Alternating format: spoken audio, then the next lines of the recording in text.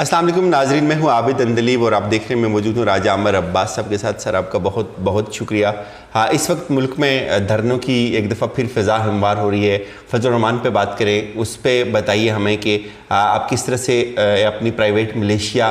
कायम कर सकते हैं। फिर वो सलामी लेते हैं, ये उनकी एक नफसियाती कैफियत को ज़ाहिर करता है। फिर ये भी बताइए कि इसका फ्यूचर आप कैसे देख रहे हैं, इसकी फ़ंडिंग कहाँ से आ रही है और इसको हुकूमत को किस तरह से मैनेज करना चाहिए। देखिए आबिद, आपने नफसियाती कैफियत की बात की तो इसी से शुरू करते हैं कि फजल रहमान साहब काफ़ी अरसे के बाद ज़िंदगी में शायद पहली दफ़ा होगा या एक आध दफ़ा पहले कि वो हुकूमत से बाहर हैं।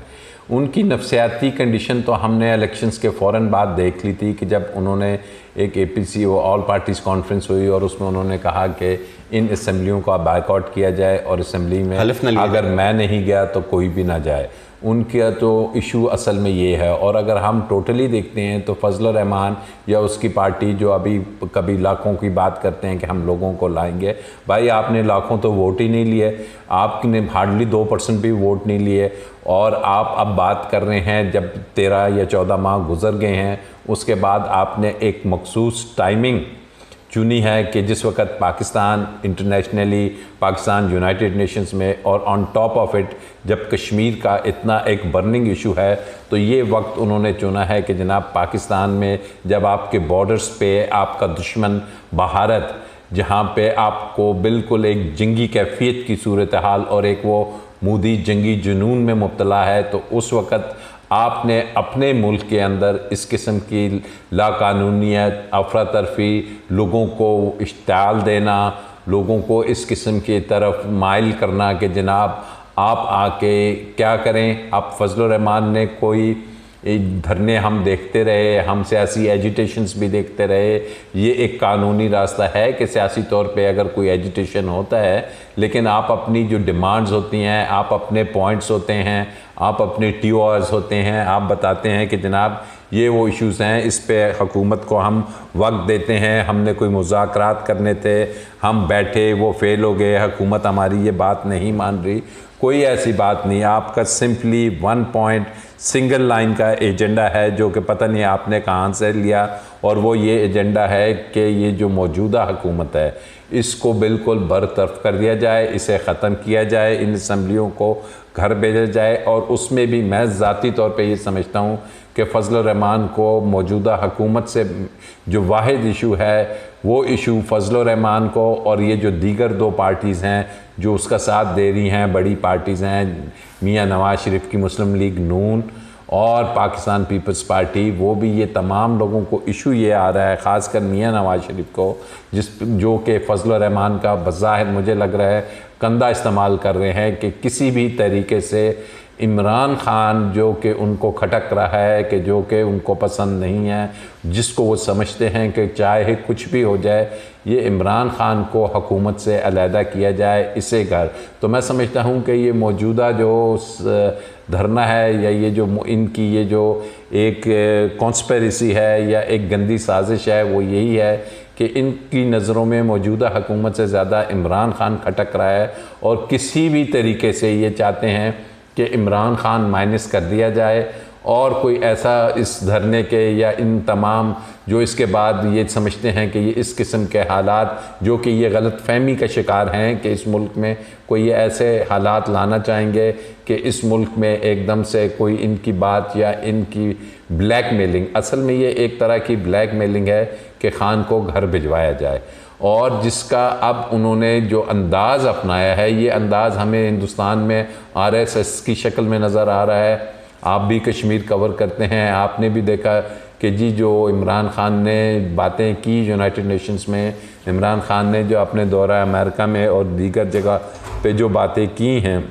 उनमें बात उसने जो दुनिया को बताया है वो बताया है कि कश्मीर के पीछे या मोदी, और ये मोदी है क्या चीज़, ये RSS क्या है और ये हिंदुत्व क्या चीज़ है, और भारत मोदी की लीडरशिप में चाह क्या रहा है कि किसी भी तरीके से जो भारत एक सेक्युलर मुल्क था वहाँ पे हिंदुओं का राज हो और मुसलमान या दीगर जो माइनॉरिटीज़ हैं उनको, तो उसके सिलसिले में जिस अंदाज़ में उन्होंने अपने लोगों को ट्रेन करना शुरू किया, ये जो आपने डंडों की बात की, ये जो आपने वर्दी की बात की, ये जो आपने खारदार तारे उन डंडों के ऊपर लिपेटी, ये वही कॉन्सेप्ट है कि जो वहाँ से उन्होंने बोरो किया है। अदरवाइज़ जो सियासी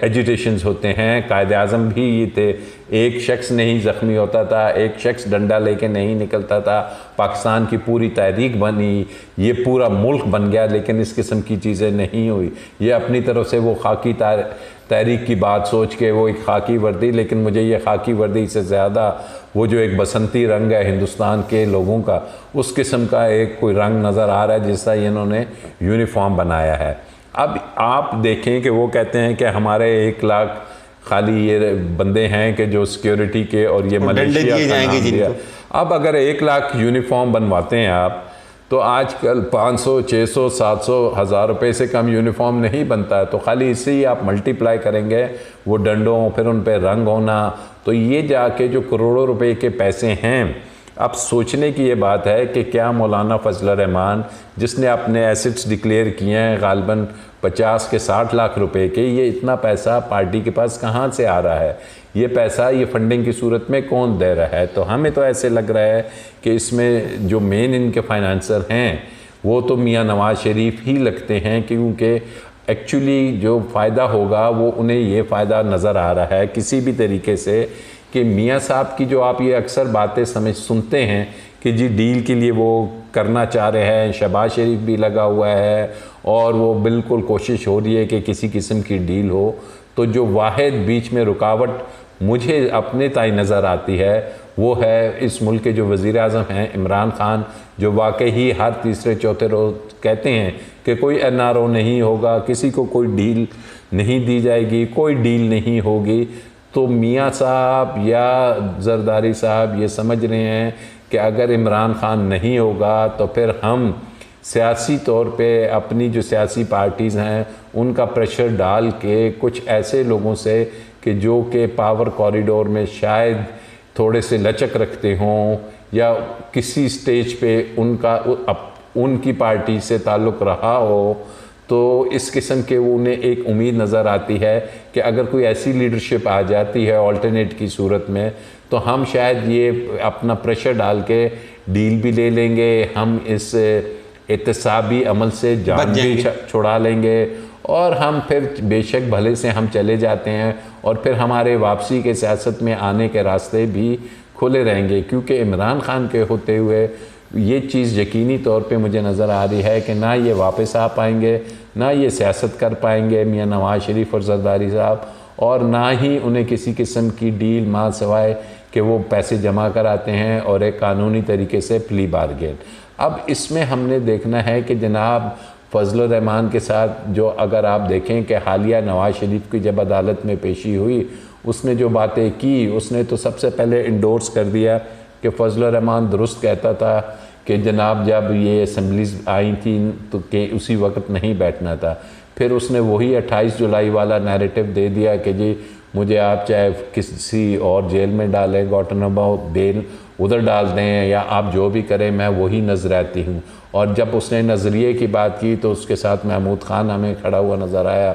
उसके साथ हमें बज़िंजो नज़र आया, उसके साथ हमें नज़र आया फजल रहमान। अब हम देखते हैं ANP भी इनके साथ शामिल हैं। और उसके अलावा जो मुझे ख़तरा होता है कि जनाब कहीं इस मुल्क में जो ऐसी ग्रुप्स हैं कि जो कि आपके दुश्मन ममालिक से जिनका ताल्लुक़ है, कहीं वो भी इस धरने का हिस्सा ना बने, क्योंकि इसमें हुकूमत को बड़ा चेक करना पड़ेगा। अब जो मुझे प्रॉब्लम नज़र आ रहा है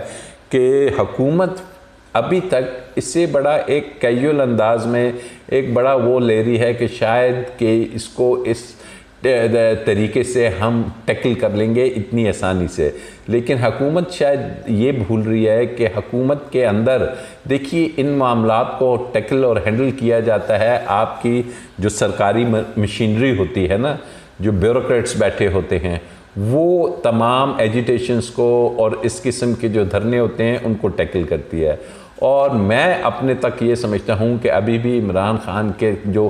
ब्यूरोक्रेट्स हैं वो उस अंदाज में उसके साथ या हुकूमत के साथ मुखलिस नहीं हैं, क्योंकि वो उस स्टेटस को पसंद करते थे कि जो नवाज शरीफ के दौर में था, उस स्टेटस को या जरदारी के दौर में था। और मेजॉरिटी इन ऑफिसर्स की भले से उनको आपने ठीक है वो चुप या खामोश बैठे हुए हैं, लेकिन उनको पसंद जो सा है वो तर्ज़ हुकूमत था जिसमें फवाद हसन फवाद की शक्ल में, जिसमें आहद चीमे की शक्ल में, जिसमें एक डीसी पूरे शहर का मालिक होता था क्योंकि उसकी डायरेक्ट रसाई शहबाज शरीफ के साथ होती थी और तमाम मिनिस्ट्रीज शहबाज शरीफ के पास पावर होती थी। तो वो लोग अब अगर इमरान खान उनके मशवरे में आ जाते हैं और कहते हैं कि जी ये कोई मसला नहीं, और अल्टीमेटली जब सीन शुरू होता है और खुदा न खास्ता लॉ एंड ऑर्डर की सिचुएशन आती है, तो लॉ एंड ऑर्डर की सिचुएशन को फिर इमरान खान ने, जो हमारी पहली उसमें स्टेज होती है उसमें आपकी सूबाई हुकूमतों ने इसको टैकल करना होता है। और अगर आपकी सूबाई हुकूमत और वहाँ पे बैठे हुए जो ऑफिसर्स हैं वो अगर इनकैपेसिटेटेड हैं, या अगर वहाँ पे काम का जो अंदाज़ है वो ऐसा है कि वो एक सॉफ्ट कॉर्नर दिखा देते हैं और एक गलत किस्म के मशवरे हुकूमत वक्त को, क्योंकि पंजाब में उन्होंने मशवरा देना है उस्मान बुज़दार को और यहाँ पे उन्होंने मशवरा देना है कि जी हमारे जो सेंटर के लोग हैं। असल तो ये केस बनना है आपका पंजाब से, क्योंकि एंट्री पॉइंट जो सा है धरने का वो चाहे DI खान से आते हैं, बलोचिस्तान से आते हैं या पंजाब ही बनता है। और अगर पंजाब में आप हैंडल नहीं कर सकते और अगर लाहौर में मुस्लिम लीग नून भी इसमें काफ़ी हद तक शामिल हो जाती है, तो एक इन धरनों का अगर आप देखें, ख़ासकर इस किस्म के जो सियासत होती है कि जिसमें कोई एजेंडा या कोई कानूनी बात कि जनाब ये तरमीम चाहिए या हमारे सूबे को ये इख्तियार चाहिए, अवामी मफाद की कोई भी बात, मतलब इस किस्म के सियासी कि जनाब इस तालीमी निज़ाम में हम ये चीज़ चाहते हैं, वो चीज़ें तो नज़र नहीं आ रही। तो फिर वो ये समझते हैं कि अगर आपका सिर्फ एक एजेंडा है कि किसी भी तरीके से हुकूमत को फारिग किया जाए, तो फिर वाहिद जो सिचुएशन क्रिएट करती है कि जनाब इस लॉ एंड ऑर्डर को इतना डिस्टर्ब कर दो, खुदा न खास्ता ये डंडे वाले अगर आते हैं तो ऑब्वियसली आगे से भी रिटेलिएशन होगी। और वो ओपनली कह रहे हैं कि अगर हमें रोका गया या कुछ, तो फिर वो कहते हैं कि आप देखेंगे कि किस किस्म का वहाँ पे सीन क्रिएट होगा। और अगर आप